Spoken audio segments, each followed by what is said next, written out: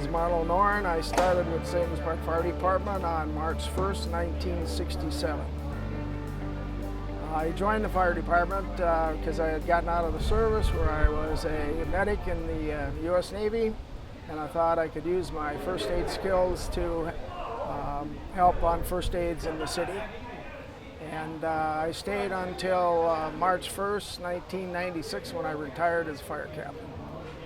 And then over those years, tell me a little bit about the training and equipment and how that evolved.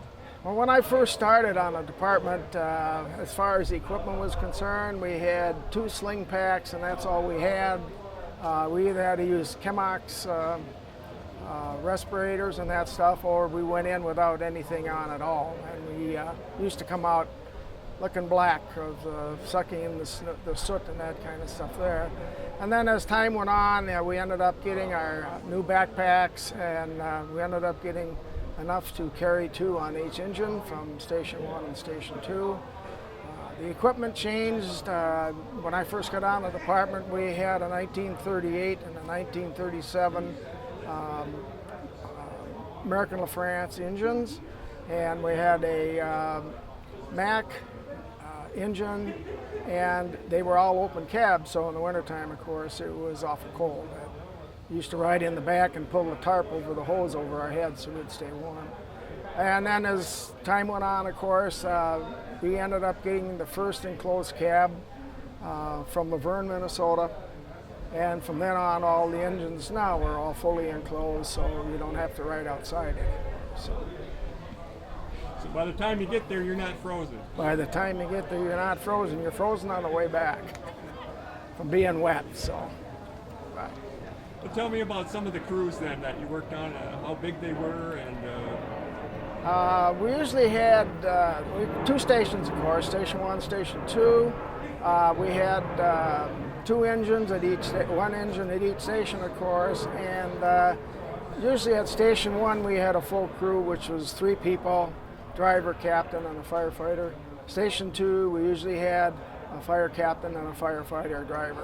So I don't know what the manning is now, but that's what we had back there for many years when I worked on the department. So. And trick question here, you became a captain. What was it like working as a captain as compared to being a crew member? Well, yeah, more responsibility because you were an on-scene commander. You had to make sure that you had enough reserves coming in if it was an actual fire. And you then had to also command the people that are underneath you, make sure they did their jobs and make sure that they were safe and everything turned out all right at any fires. So it was a position of authority, which is a little bit different when you're just a Durkin and you're just a firefighter. So. And then you mentioned equipment innovations and how much better they are. It must be a lot easier to be safe with the better equipment as it evolved over the years. Yes, from what I understand, the fire service today has changed considerably from when I left in '96. They have a lot more help coming from different cities. They have an air truck and all this stuff, so everybody has their own mask and their own tank. So we didn't have that. We had only what we had. That's why we had to eat a lot of smoke at times too. So. Well, it's the 100th anniversary. Is there anything else you'd like to say about your experience? Well, I want to congratulate the fire department now. They're a good department. St. Louis Park has always been recognized as one of the better fire departments in the state, next to Minneapolis and St. Paul, even though we're an awful small department. So I hope they continue to do good, and I hope they are safe and keep the city safe.